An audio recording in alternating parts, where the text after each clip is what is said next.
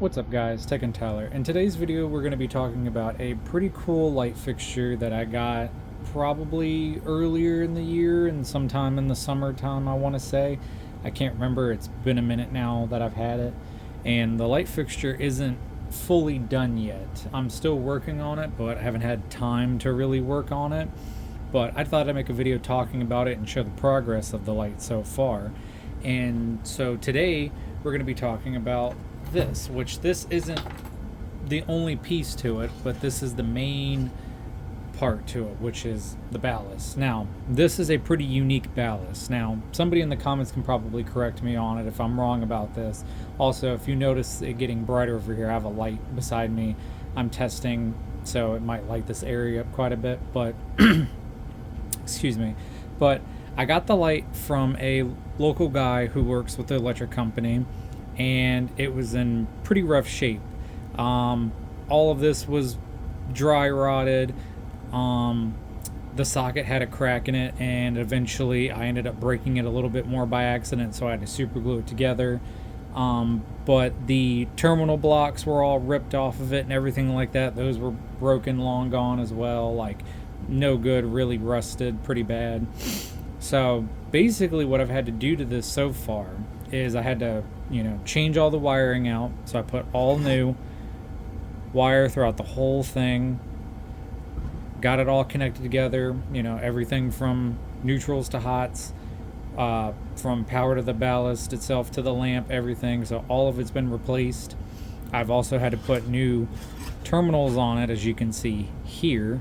These are not the correct ones for this, nor are they the correct time period for them, but I had to work with what I had.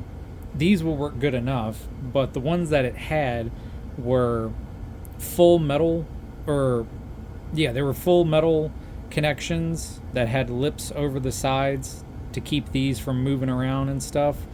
But like I said, it was too rusted out for me to do anything with it. So I had to take them, change them.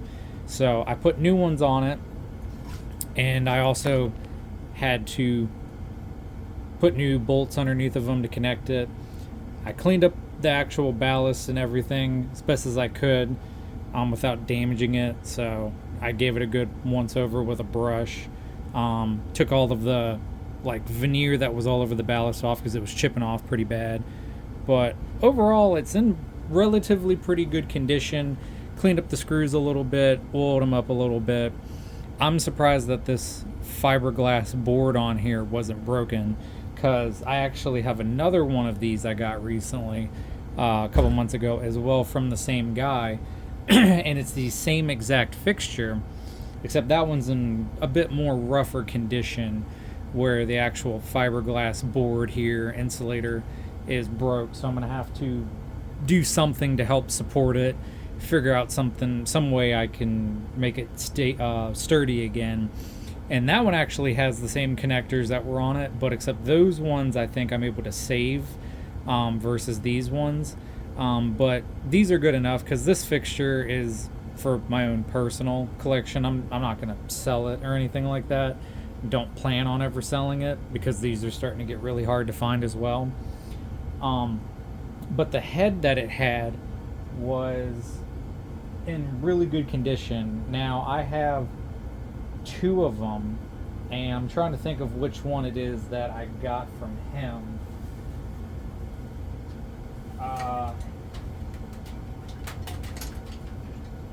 Here it is. Okay, so here's the head to it.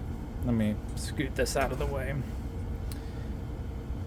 One of those nice older round top styled ones with the old Leviton photo socket on the top, and it's got a sticker in it, which I will show you here, which I completely forgot. This, I'm getting the story mixed up, and I apologize. So this one is actually not the one I got from him. The other one that's broken, that has the broken board, fiberglass board on it, that's the one that I got from him. This one I actually found on the side of the road, funny enough. I was driving, leaving to go drop off a friend one day, and as we were passing an area down the road from here, I saw something on the side of the road that caught my eye, and I was like, there's no way that's what I thought it was. So after I dropped him off at work and turned around and came back, I looked and noticed it was what I thought it was, and it was this actually. So I have the story mixed around, so that's my bad. But yeah, I found this one on the side of the road, which is really funny because I remember this one as a kid. Seeing this every day, running every night, until one day it just disappeared. And they put up a newer one. I believe they put up like one of the fluorescent dusted on lights up and replaced this. So I always wondered what happened to it, and lo and behold, it was just thrown on the side of the road to be thrown away in the trash, and it still worked. The only reason it quit was the connections in it were bad, but I got them all fixed up, and this one actually has the sticker in it, which now having the light on the side of me actually kind of helps to see this. But as you can see, General Electric Mercury Luminaire, 115 to 120 to 125, 175 watt mercury vapor, and it has the date code of NX, and I looked that up, and from what I saw is this fixture is from, I believe it was from 1963 or 64, I believe. I think it was 63, because the one light I did a video on earlier this year, months ago, I believe it was, that one is from 1964. So, and that has a different design top on it. But at the same time, that doesn't mean this fixture is from 1964 or 63, because GE back then had ballast kits, and I think that's what this was a ballast kit, because it's your typical, you know, housing that has the two bolts in the bottom of it here, and most of the time these would have a socket raised in it for incandescent bulbs. And so, and they did have the holes in them for, you know, the photocells like this, but sometimes they would cut them out of them as well. So either, and I could have this wrong, like I said, so somebody in the comments can probably correct me and tell me the correct information, which would be appreciated. But I wonder, and I believe that this could be a ballast kit fixture, where this was originally incandescent, and then at some point it got changed to mercury vapor. And what they did is, you know, they either cut the hole, put the photocell in it, or it already had the hole for the photocell in it. But for it being one of these that's a Leviton socket, I think it didn't have a photocell, and it got cut in eventually, and then, you know, you throw in a ballast kit in there. Because it was literally just the two bolts, unscrew, pull out the socket, pop in the new ballast kit, and then done. You turn it in from an incandescent to a mercury vapor fixture. And so I have a couple of these, not too many. I also have a couple of incandescent fixtures as well. I haven't made videos about too, that are full incandescent, that have the round NEMA heads on them as well. So, but the other fixture that I did get from the guy that I was talking about is this exact same fixture, exact same ballast. Everything is the same. The only difference is, I think the one I got from the guy doesn't have the sticker in it, which, yeah, I'm looking at it now. This one doesn't have the sticker in it, but I'll make a video on this one as well later on once I get the project complete. But as you can see, it's the exact same designed fixture. So it's pretty cool that he managed to find one of these, and I got it from him. So now I have two of them, which is really cool. I like to try in my collection to have two of each of everything. I don't know why, it's just a weird niche I have, I guess, but I like to have two of each. So it's pretty cool to now have two of these, and I have to do the exact same thing to that one as I had to do to this one, which is rewire it. But I will turn it on though in this video and test it to show, because I was also really surprised too of the fact that this was super quiet, this fixture, because I was expecting to turn this on and it was going to hum really loud, but it's actually very quiet, which I'm super surprised about. So let me get a bulb for this, and we'll get it hooked up and we'll get it turned on, because I can't remember off the top of my head which one of these was the correct post for power. I need to still make a jumper that goes from one of these to this block before I finish it, and I haven't gotten around to do it yet, so let me figure out which one is which and then we'll get this turned on. Okay, now we're back, and so I got a bulb for it. I got a clear, I think it's just a Phillips, older clear Phillips Mercury Vapor bulb, which this bulb has an interesting story on its own, as I'll tell you in a second.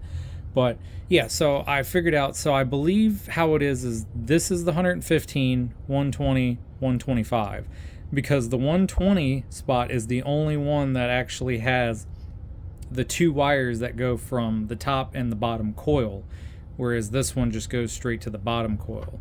So we're just going to take it and we're just going to connect it to that one for 120.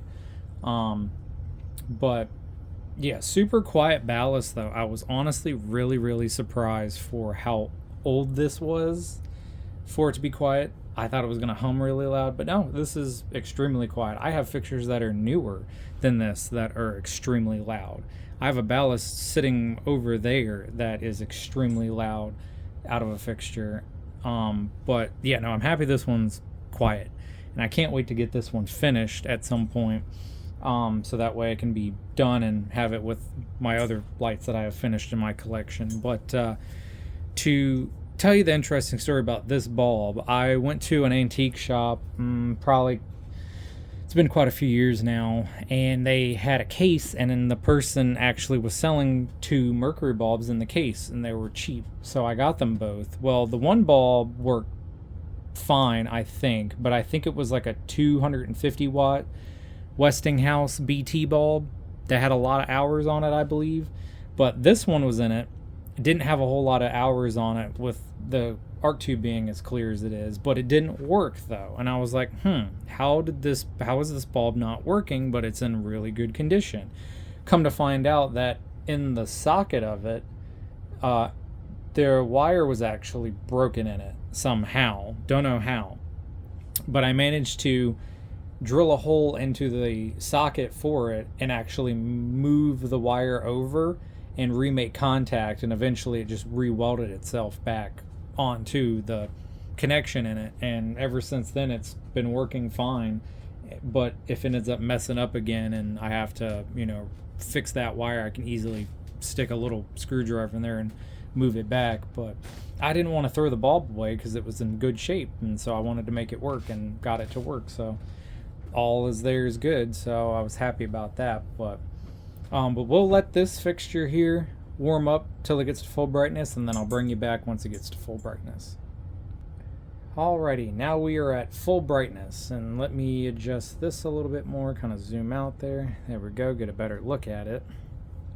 And this is a nice old ballast too, where it actually gives the bulb the correct power that it needs, so that way it can, fully energize it and make it actually fully bright, like give it the power it needs to have the lumens that it should have. Because I've gotten plenty, I don't know the specific term for it, but I've had plenty of these ballasts that you put a bulb in it, turn it on, and it doesn't look bright like it should be, because the ballasts either are too weak or they just don't produce enough power to power them that good. It's the same thing with kind of like how fluorescent ballasts are, where you have your high power factor and your low power factor ones. The high power factor ones are going to make them nice and bright and make them, work at their full potential as they should. So I would say it's kind of the same thing with this, where these older ballasts actually push the power to the bulb like they should. Because I've gotten a couple of fixtures that were older that these things get bright. They warm up really fast and get nice and bright pretty quickly, which I like those ones versus it taking a long time. But let me turn the light out here and we will get a look at that in the dark. So now we have this lit up in here pretty nicely. Let me just kind of, if I adjust it up here a little bit, excuse the mess, we can see we got that classic green glow on camera from these, because for some reason the cameras don't like these lights and always make everything look green in them, which is kind of neat though. But Yeah, overall though, it's a really nice older fixture. I'm glad to have one. Also, excuse sometimes when I make these videos if I might accidentally say something wrong in the videos. My brain goes 1,000 miles an hour, especially being very ADHD.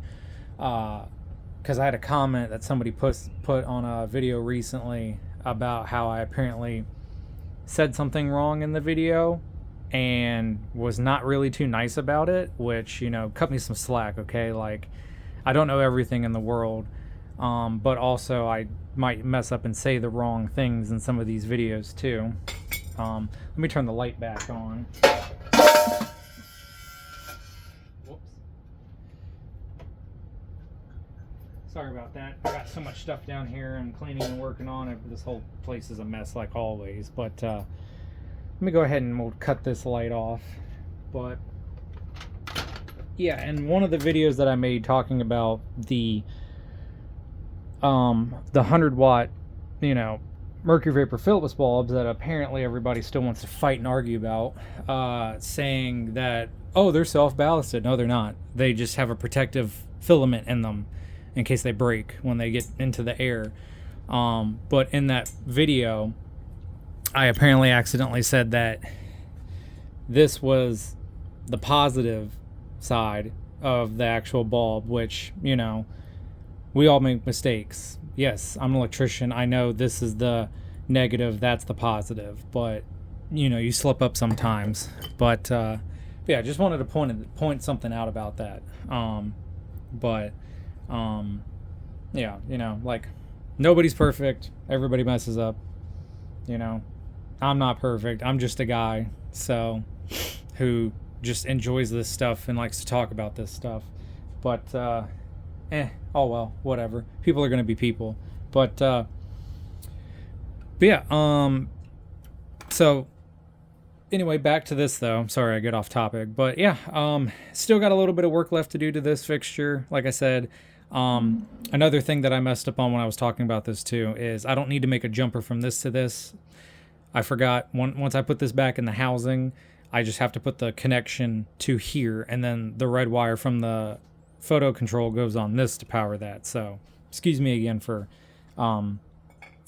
saying something wrong. Also, again, I apologize. But yeah, that concludes this video. Stay tuned for more videos, and I'll have another video of this being fully finished, put back together, and then I'll also make another video at some point talking about the other one as well. So stay tuned for that one as well, and hope you enjoyed the video, and I'll see you next time.